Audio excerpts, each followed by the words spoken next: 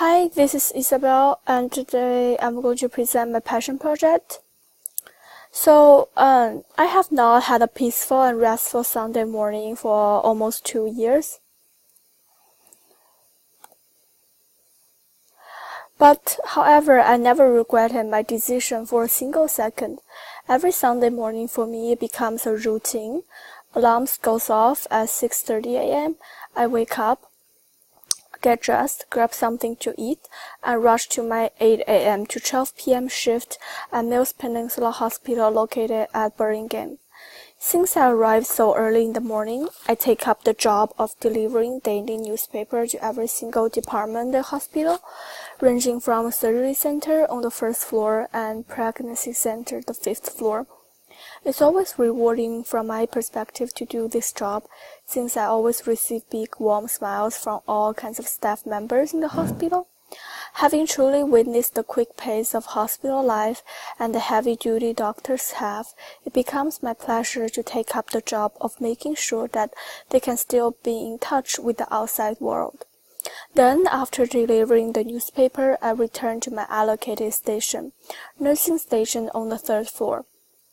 And my job was to stock gloves in each patient's room, prepare envelope, and to wheel patients off the hospital when they are discharged. My job seemed trivial indeed. However, the pleasure I get from doing my job is immense, because I feel that I'm contributing to a community that constantly needs help, and that my work is being valued as important to the well-being of the patients, and most importantly, I'm helping to elevating the heavy loads of duty doctors and nurses have, since by me doing more, they can do less. After my shift ends at Mills, I still could not relax because I have to rush to Birmingham long-term care across the street for my Sunday afternoon shift beginning at 12:30 p.m. And the reason why I'm doing volunteering week after week at two places, one after another, is because I feel that both places need attention and compassion. It's really hard to watch the seniors living in the Birmingham long-term care because almost all of them are disabled in different ways and to different extent. All of them seem really vulnerable and emaciated. To some extent, they resemble kids. Some of them are drooling, some of them are staring at the wall. Some of them seem to read attentively at the book they are holding but never appear to flip a page. And there I get to exercise my bilingual skills since many of the seniors can only speak Mandarin, which few staffs could understand. I was always assigned to talk to different Chinese seniors and to make them feel at home. Once I was assigned to talk with an old Chinese lady, Grace, and at the end we became best friends of some sort. She treats me like her granddaughter and I treat her like my grandmother. She related to me that she had Parkinson's disease and that she lost her husband since she was 40 years old. How miserable. Moreover, she only stayed at the place for 3 weeks, and I remember how sad I felt when I went to her ward, only to find that her bed was empty. Anyway, when I first knew about Passion Project, I determined to link my project to my volunteering work. I want to raise people's awareness about helping others, especially those in dire need, and to make my public service known. But how? After several days of researching online about different methods to influence people, I finally had my eureka moment. Document my weekly volunteering experience on a digital blog and to make a video out of it so that people could know more of it and try to serve others. And here's the homepage of my blog, and I divided my blog into 2 sections, and there are dedicated to different hospital, and there are different interviews I put on them, and here's one. Okay. Hi, my name is Leah Canonisado. I'm one of the staff in activity department. I usually do I have to tell my job or what we're doing over here. We usually help out the elderly we invite and escort them to the activities that we have within each day. And beside of helping them out, I do some paperwork, doing the assessment for the old and new admissions, and also doing the our monthly calendars, and what do you call this one, and supervising the other my coworkers. So, what's the overall mission of The Burlingame long-term care? For me is to give the for the residents that are here in the Burlingame, I guess, to give them the quality of life that they have, to give them the support, and for them to feel them at home. Yeah, thank you. And are you happy with your job, and why? Yes, I am happy. And why? Because I'm able to help the elderly. For me, it's not just there are the residents here in Burlingame. For me, it's I'm looking that they are my grandma and my grandpa.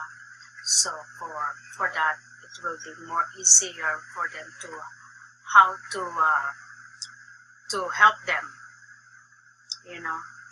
Make sure that they're happy. Thank you. And how do you feel about the volunteer program? It's good for them. For us, it's good because they'll be able to help us, and for them to appreciate the setup of the skilled nursing facility. Oh, thank you so much. So now you see that volunteering is really essential and important to a hospital. And over here has more interviews. And this one is from a doctor in nursing station. Hi, I'm Isabel. And could you briefly introduce yourself? I'm David Buchbinder. I'm one of the respiratory therapists. And could you briefly introduce your job? What do you do here? Yeah. My job is to see to it that patients, number one, are breathing, that they're able to breathe. And if they're having difficulty breathing, then we usually treat them, either with medication or with more emergency procedures. And how do you feel about your job here? I like it a lot. Do you like the hospital? I do. And how do you feel about the volunteering program? Volunteering program. I think actually it's a very good way of helping patients, particularly because the volunteers provide a number of services such as translation, and they're culturally affiliated with a number of patients. So the patients can feel more at home and more at ease with people other than professionals like me, because I know that professionals, particularly in these white coats, we tend to look almost intimidating sometimes, and we sometimes get caught up in our work to the extent that we can be pretty. Can you talk to? Excuse me. Sorry, he got interrupted. And over here. Where I left off, I was talking about those of us who are busy with patient care are sometimes perfunctory with the patients even. And that means we tend to be pretty brusque, quick, in order to cover a lot of ground, because we have a lot of things to attend to. And the volunteers tend to ameliorate that. They tend to make it easier for the patients by tending to them a little more, being a little bit more emotionally close to them. So I think the volunteer program is excellent and it needs to be continued. Yeah, I personally And yeah, and I think that's it. That's my passion project, and I hope that my videos indeed help inspire people and to make people want to serve others. And thank you.